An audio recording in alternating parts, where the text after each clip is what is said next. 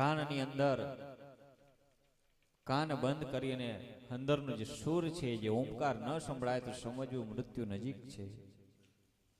આવા અનેક એવા મૃત્યુના લક્ષણો બતાવ્યા.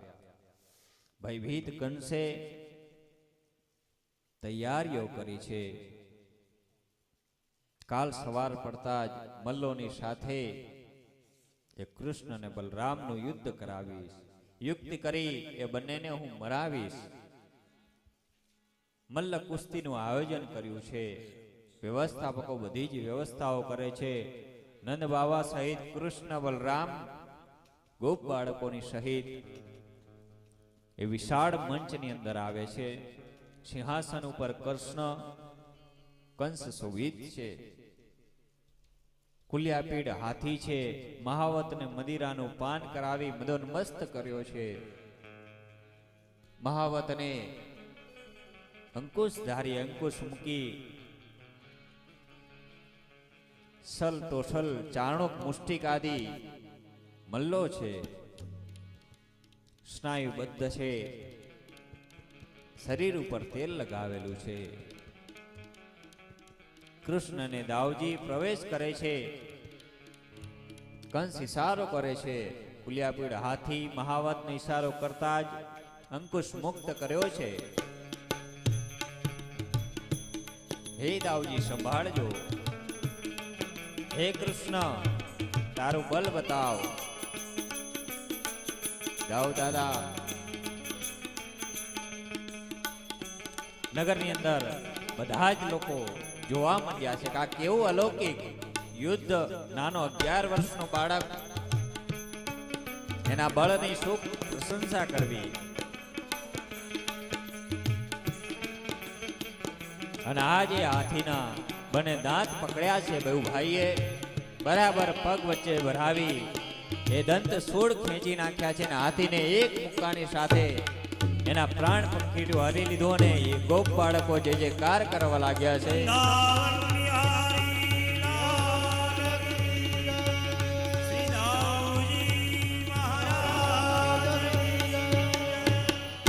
બલનું એ પરાક્રમ જોતા જ સૈનિકો છે, કંસ રાજા ઉભો છે. અને આજ ત્યાંની પ્રજા સમજી ગઈ કે આજ કંસનો છેલ્લો દિવસ છે. સૈનિકોની ઉપસ્થિતિમાં જ મથુરા વાસીઓ પણ જે જે કાર કરવા લાગ્યા છે. કંસની હાજરીમાં પુનઃ એને જે જે કાર કર્યો છે.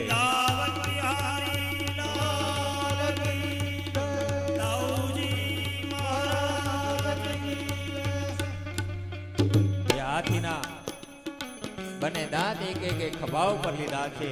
ચાલી રહ્યા છે મંચ ઉપર. લોકો વિચાર કરવા લાગ્યા. કંસને પોતાનો કાળ દેખાઈ રહ્યો છે. સૈનિકને વિશાળ યોદ્ધા દેખાઈ રહ્યા છે. મલ્લોને મહાન મલ્લ અધિપતિ દેખાઈ રહ્યો છે. બળવાન દેખાઈ રહ્યા છે. ગોપ બાળકોને પોતાનો સ્વજન દેખાઈ રહ્યો છે.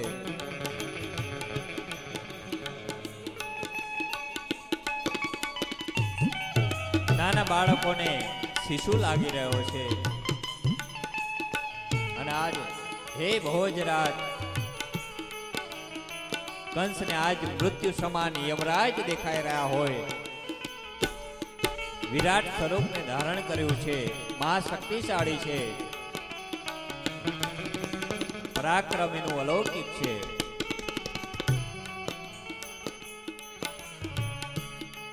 મલ્લોને હુકમ કર્યો છે, જાઓ એ કૃષ્ણને એની સાથે યુદ્ધ કરો. ચાણોલ અને મુષ્ટિક આગળ આવ્યા છે.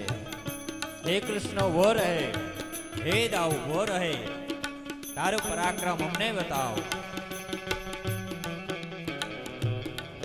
મલ્લોની સાથે યુદ્ધની શરૂઆત થઈ રહી છે. આ મલ્લો જેના પગ વૃક્ષના થડ જેવા છે, ખૂબ મોટા વિશાળ કાયાવાળા, શરીર ઉપર તેલ લગાવેલું છે. અરે મલ્લો, યુદ્ધની નીતિ તો જોવો. ક્યાં હું 11 વર્ષનો ને ક્યાં તમે પહાડ જેવડા. અરે કૃષ્ણ, તો અમને નીતિ શીખવાડે છે. તારા બળ અને તારા પરાક્રમની અમે ગાથાઓ સાંભળી છે. તને અમારો ભય લાગી રહ્યો છે અને આજ કૃષ્ણ ભયની વાત સાંભળતા જ ક્રોધિત થયો છે. હું ડરું તો મારી યશોદાને શરમ આવે. દાઉજી ચાલો આ મલ્લો સાથે યુદ્ધ કરીએ. નંદ બાબા વિચાર કરે કે આજ કંસે યુક્તિપૂર્વક મારા બાળકોને મારવાની યુક્તિ કરી છે. મનોમન પ્રાર્થના કરે કે હે ગણપતિ, હે હનુમાનજી, તમારા મારા બાળકોનું રક્ષણ કરજો. તથાસ્તુ કહે છે. ચારણ અને મુષ્ટિક કૃષ્ણની પાસે આવે છે.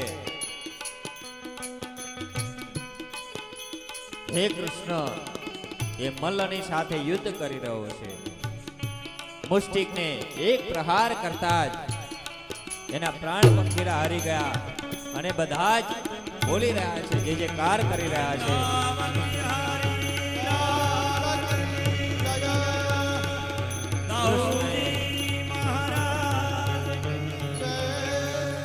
કૃષ્ણએ સલ અને તોસલનો નાશ કર્યો છે. કંસ પોતાના સ્થાન ઉપરથી ઉભો થઈ ગયો, ભયભીત છે. ખડક બહાર કાઢ્યું છે કે હમણાં જ કૃષ્ણનો નાશ કરું. ત્યાં તો કૃષ્ણએ છલાંગ લગાવી રાજ સિંહાસન ઉપર જઈ હે મામા પ્રણામ અને એક મુષ્ટિકામાં ખડક છીનવી લીધું છે. જમીન ઉપર આજ કંસ પડ્યો છે.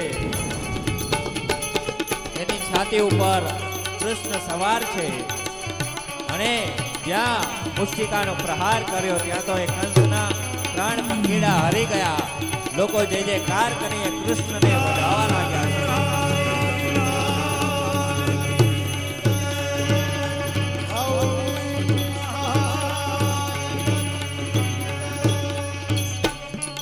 ત્રાડ પાડતા જ કંસનું મૃત્યુ થયું છે. પ્રજા આનંદિત થઈ છે. આખા મંચ ઉપર એ કૃષ્ણનો જયકાર થઈ રહ્યો છે. સિંહાસન ઉપર એ કૃષ્ણ શોભાયમાન છે. અવિનાશી એ કૃષ્ણએ કંસના પ્રાણ હર્યા છે. મથુરા નગરીને આજ એ દુષ્ટ રાજામાંથી મુક્ત કરાયો છે. કોઈ પણ જાતનું શસ્ત્ર લીધા વગર એને મુક્તિ આપી. સૈનિકો વિચાર કરે, કૃષ્ણને પ્રણામ કરે છે અને આજ કૃષ્ણ દાઉજી સહિત પોતાના માત પિતાને મળવા જઈ રહ્યા છે. કારાવાસમાં માર્ગની અંદર વિશ્રામ ઘાટ છે.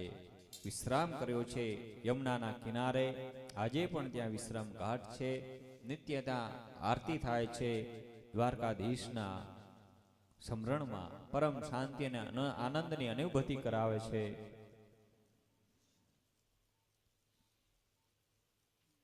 જય રહ્યા છે કારાવાસમાં, જ્યાં દેવકી અને વસુદેવ છે.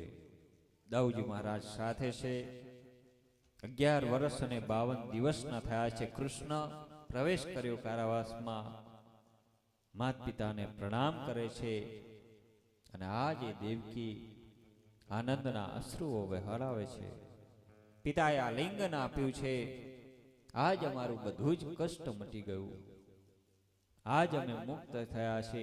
અમારા બધા જ દુઃખો હરી લીધા છે. કૃષ્ણ ક્ષમા માંગે છે. કૃષ્ણ ક્ષમા કરો હે માં, હે પિતા, મને આવવામાં ઘણો સમય લાગી ગયો. દેવકી કહે છે કે હે પુત્ર, હવે તો મારા જીવનમાં સુખ જ સુખ છે, આનંદની વાત છે. અને આજ કૃષ્ણએ એ જન્મભૂમિને પ્રણામ કર્યા છે. જનની જન્મભૂમિ સ્વર્ગાતપી ગરીયસી. પ્રણામ કર્યા છે. કારાવાસને આવ્યા છે ઉગ્રસેન મહારાજની પાસે. નતમસ્તક છે કૃષ્ણ. એના પુત્રનો નાશ કર્યો છે. ઉગ્રસેન મહારાજની પાસે હાથ જોડી કૃષ્ણ ઉભો રહ્યો છે. ક્ષમા માંગે છે. મારાથી તમારા દીકરાનો વધ થયો છે. ઉગ્રસેન કહેવા લાગ્યા કે કંસ પોતાના કર્મોથી મૃત્યુને પ્રાપ્ત કર્યું છે. એના અત્યાચારથી તમે આજ અમારા નગરને મુક્ત કરાયું છે. એ આતતાય રાજા હતો, એમાંથી તમે આનંદિત કર્યું છે આ નગરને. આ મથુરા નગરીના અધિપતિ તમે થયા છો. કૃષ્ણ કહે કે હે મહારાજ, અમે રાજા ન બની શકીએ. યયાતિનો અમને શ્રાપ છે. યદુવંશની અંદર કોઈ રાજા નહીં બને.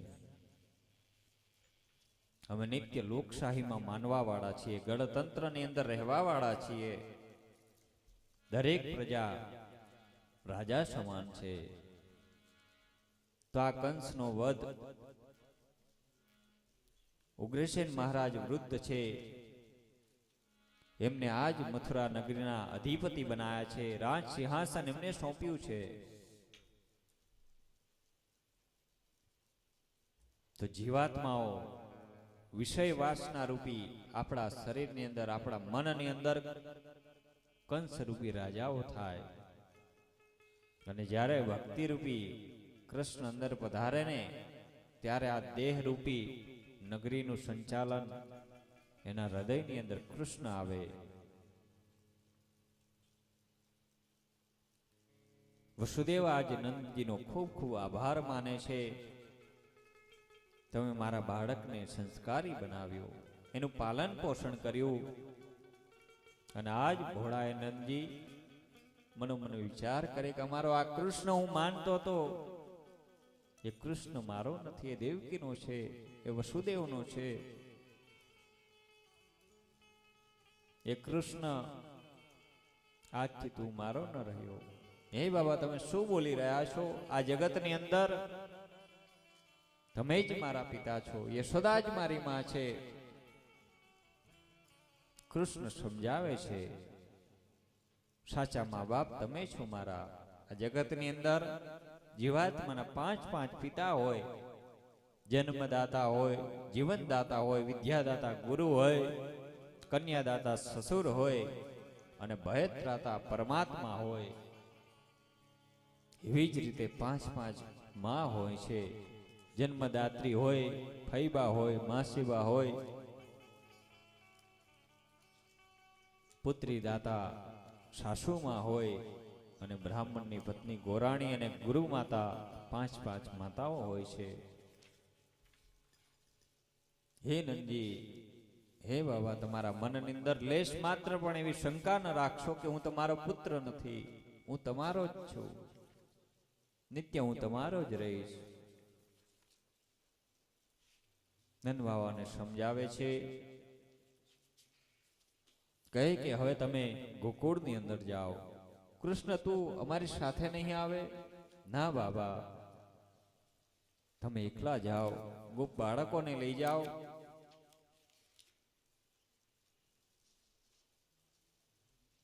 ધનજી કહે હું ત્યાં જઈને તારી માને શું જવાબ આપીશ?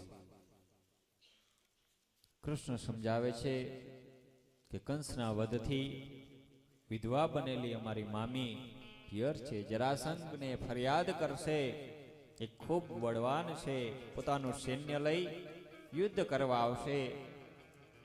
એ ગોકુળમાં યુદ્ધ થઈ શકશે નહીં. આ મથુરા નગરીનો કિલ્લો છે, યુદ્ધ કરતા બરાબર ફાવશે મને. હું તમને કોઈને સંકટમાં નાખવા નથી માંગતો. ત્યાં તો ગોપ બાળકો કે હે કૃષ્ણ, અમે પણ તારો હાથનું માખણ ખાધું છે, ચોર વિદ્યા મંડળના અધ્યક્ષો છીએ, સાથે મળીને લડીશું. આવતો રે તું ગોકુળમાં.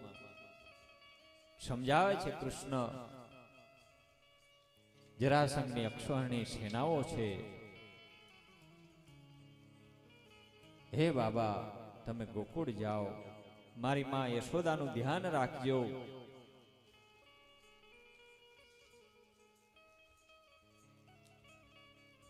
દેવકી અને વસુદેવ આનંદમાં છે. કૃષ્ણ વગર એ ગોકુળની અંદર આનંદ નથી. બાબાને વિદાય આપી છે અને આ તરફ કૃષ્ણ દાવજી સાથે સાંદીપની ઋષિને ત્યાં ઉજ્જૈનની અંદર ભણવા જઈ રહ્યા છે. કાશીના એ બ્રાહ્મણ છે, બહુ વિદ્વાન. ઉજ્જૈનની અંદર આ બંને શિષ્યો આવી રહ્યા છે. ગુરુ વિચાર કરે કે જગતની અંદર મને આ પ્રસિદ્ધ કરવા વાળા શિષ્યો છે.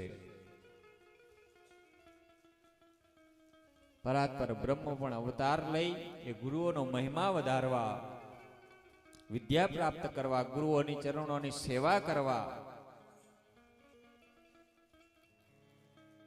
ગુરુ વિન જ્ઞાન નહીં,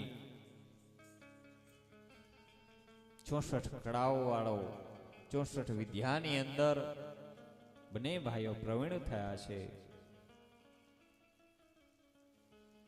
ગુરુ દક્ષિણાની અંદર ક્ષીરસાગરમાંથી મૃત પત્રો પાછા આપ્યા છે. બંને ભાઈઓ મથુરા આવ્યા છે અને આજ કૃષ્ણનો જન્મ નક્ષત્ર છે. આખા નગરની અંદર બ્રાહ્મણોએ વિવિધ જાતના યજ્ઞો કર્યા છે, ગાયોના દાન આપ્યા છે, દક્ષિણાઓ આપી છે, મંગલ વાજિત્રો વાગી રહ્યા છે. બ્રાહ્મણો વેદ ઘોષ કરી રહ્યા છે. ચારે તરફ દીવાઓ છે, આખા નગરને શણગાર્યું છે.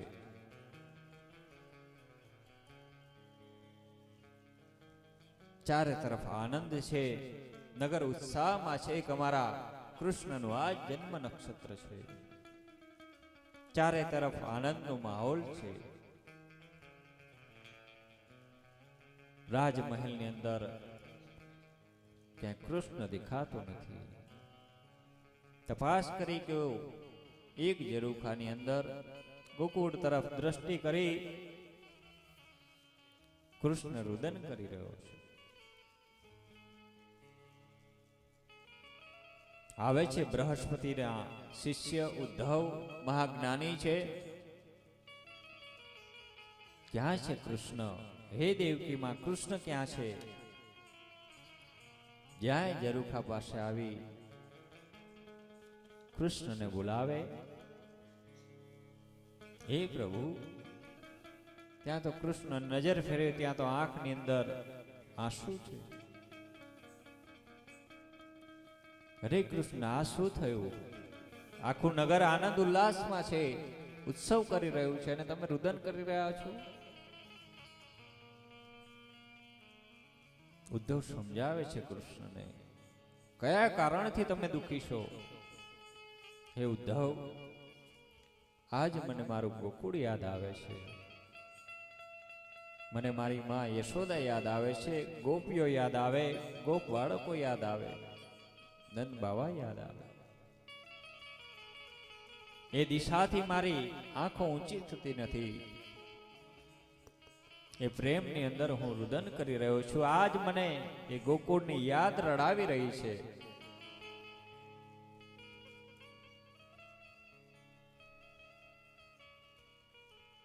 આ છે કૃષ્ણનો પ્રેમ. ઉદ્ધવ જ્ઞાનની વાતો કરે કે જગતની અંદર યોગ અને સંયોગથી જીવાત્માઓ મળે છે, પ્રારબ્ધ ભોગવી પાછા વિખૂટા પડે છે. હા ઉદ્ધવ, હું જાણું છું, પણ વ્રજની અંદર જે મને આનંદ હતો ને, એ પ્રેમના બંધનમાં હું બંધાયેલો છું. તું જ્ઞાની શિષ્ય છે બૃહસ્પતિનો, તું સમજી શકે, પણ આ ભોળી ગોપીઓના પ્રેમની અંદર હું સમજી શકતો નથી. મારા પ્રેમ ને એને જે સ્વીકાર કર્યો છે એમાંથી મુક્ત થવું એ મારા માટે શક્ય નથી.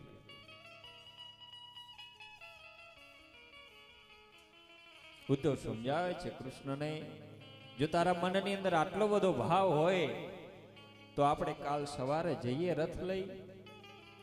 ક્યાં ઘણું દૂર છે, આખો દિવસ રોકાઈશું ને સાંજે ફરી પાછા આવી જઈશું. ના ઉદ્ધવ, મારામાં હવે એટલી હિંમત નથી કે હું એ લોકોની સામે જઈને ઉભો રહું. મેં ખૂબ એ લોકોને દુઃખી કર્યા છે.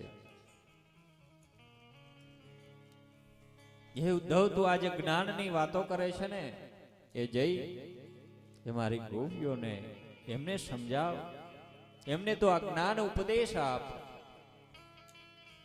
ઉદ્ધવને આજ તૈયાર કર્યા છે કૃષ્ણએ વ્રજમાં જવા માટે.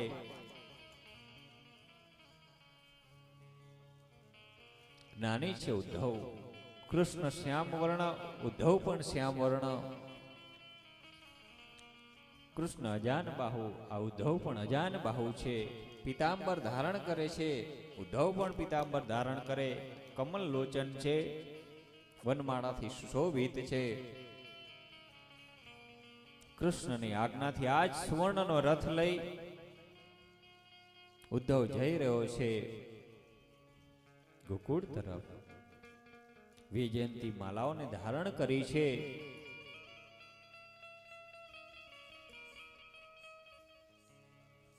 પ્રવેશ મેળવે છે નગરમાં.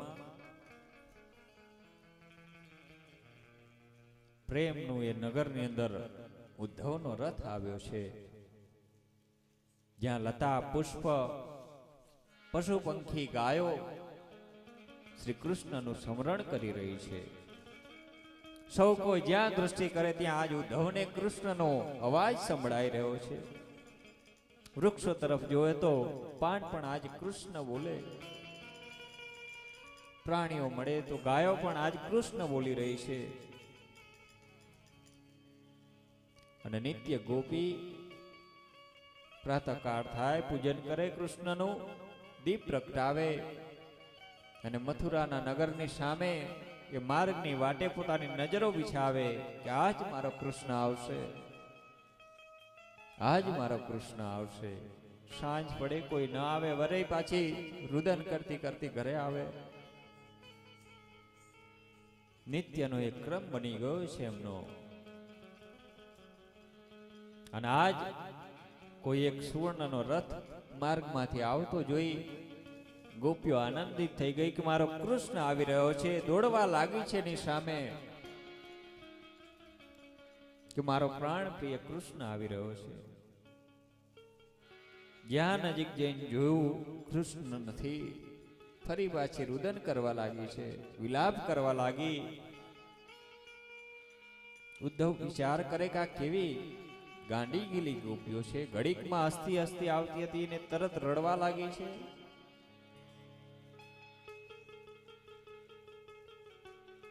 રથ ઉપરથી નીચે ઉતર્યા છે. અરે ગોપીઓ, તમારી આવી દશા, કેમ રુદન કરો છો તમે? કોણ છો તમે? મારું નામ ઉદ્ધવ છે. હું આપને બધાને જ્ઞાનોપદેશ આપવા આવ્યો છું. મારે નંદજીના ઘરે જવું છે, યશોદા માને મળવું છે. ગોપીઓ કહેવા લાગી રડતા રડતા કે એક વખત એ મથુરા નગરીમાંથી સ્વર્ણનો રથ આવ્યો હતો, એ અક્રૂર અમારા કૃષ્ણને લઈ ગયો, અને હવે વળી પાછો આ સુવર્ણનો રથ લઈ તો શું લેવા આવ્યો છે?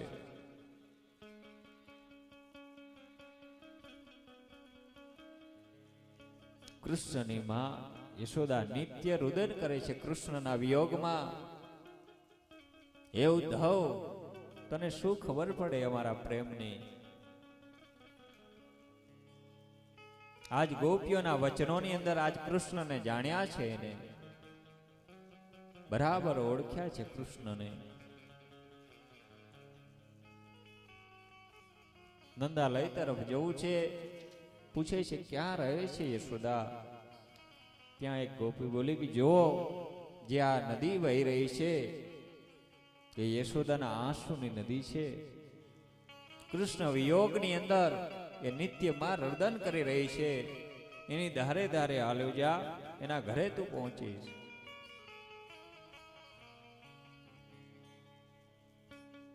આંખોની અંદર રુદન છે. આ દ્રશ્ય જોતા જ ઉદ્ધવ પણ રડવા લાગ્યો છે. પ્રેમ અવશ થઈ ગયો છે. દ્વારે આવીને ઉભો રહી પ્રણામ કરે છે, નંદજીને વંદન કરે છે, ઉદ્ધવનું સ્વાગત કરે છે. નંદજી કુશળતા પૂછે છે. થાંભલાના ટેકે વ્યાકુળમાં રુદન કરી રહી છે. ઉદ્ધવ વંદન કરે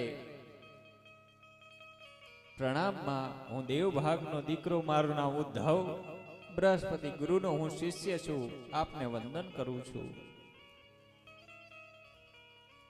યશોદા એના આશીર્વાદ આપ્યા છે. કેમ છે ભાઈ, કુશળ છે? મથુરામાં બધા આનંદમાં છે? હા માં, બધા જ આનંદમાં છે. વસુદેવ અને દેવકી કુશળ છે? હા માં, બધા જ આનંદમાં છે. મારો કનૈયો શું કરે છે? મને કોઈ દિવસ યાદ કરે છે કે નહીં? હે માં, કેવી વાત કરે છે! એ તારા લાલાએ તો મને તમને મળવા મોકલ્યો છે. ત્યાં તો માં વધારે રડવા લાગી. ઉદ્ધવ સાશ્વાસન આપે છે, હે માં, હું એનો સંદેશો લઈને આવ્યો છું, એને મને મોકલ્યો છે. ગોપીઓ સાથે છે, બધા જ રુદન કરી રહ્યા છે. મનોમન વિચાર કરે કે હવે સંદેશ જ મોકલે. મથુરાનો અધિપતિ બન્યો છે, એની પાસે હવે આપણા માટે સમય ક્યાં છે? બધાની મૂર્છા જેવી દશાઓ છે. આવે છે ઉદ્ધવ ગોપીઓની સાથે રાધા પાસે. રાધાએ કૃષ્ણને જાણે છે. એના વિયોગની અંદર રુદન કરી રહી છે. જે પરિસ્થિતિમાં કૃષ્ણ મૂકીને ગયો છે, એ જ પરિસ્થિતિમાં આજે પણ રાધા છે. વાંસળી હાથમાં ને હાથમાં છે. એને ભાન પણ નથી કે હું એને વગાડું ને કૃષ્ણને બોલાવું.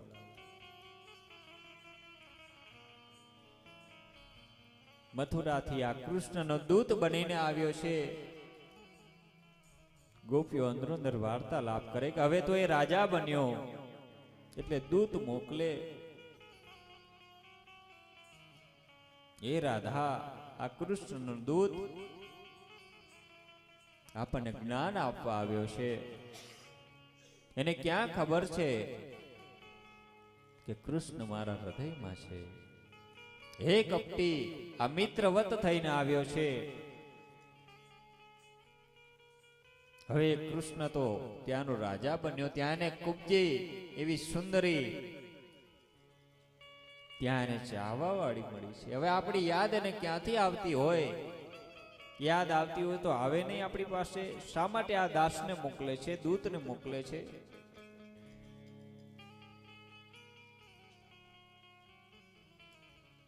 ગોપીઓની સાથે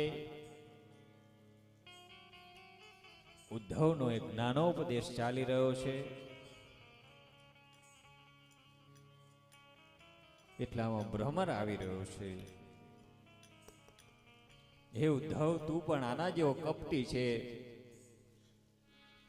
એક ફૂલ ઉપરથી બીજા ફૂલ બેસે, અહીંયાથી સુગંધ લે, રસ આસ્વાદ મળ્યા પછી એનો તું ત્યાગ કરી બીજા ફૂલ ઉપર જાય.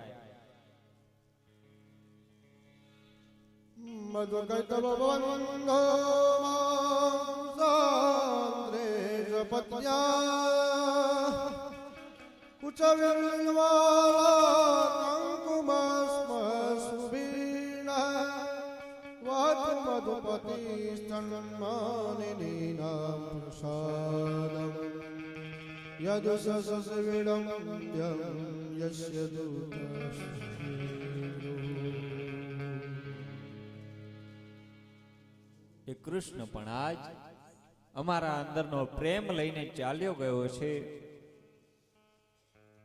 હવે એને અમારી જરૂર નથી.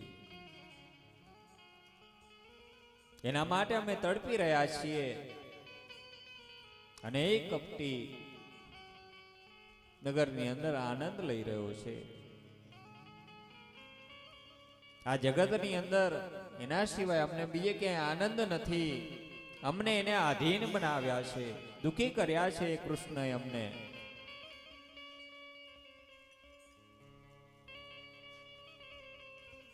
એ ઉદ્ધવ, એ છલ્યાએ અમને છેતર્યા છે, અમારું હૃદય લઈ ગયો છે અને આ મૃત હાલતમાં અમને મૂકી ગયો છે.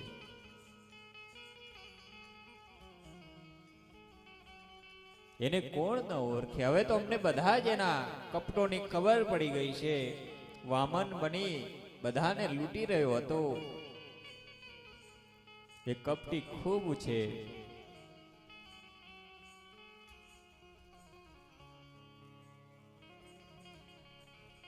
ઉદ્ધવ સમજાવે ગોપીઓને કે કૃષ્ણ એ કૃષ્ણ છે. હે ગોપીઓ, તમે જ્ઞાન ભક્તિથી એને પ્રાપ્ત કરી શકો.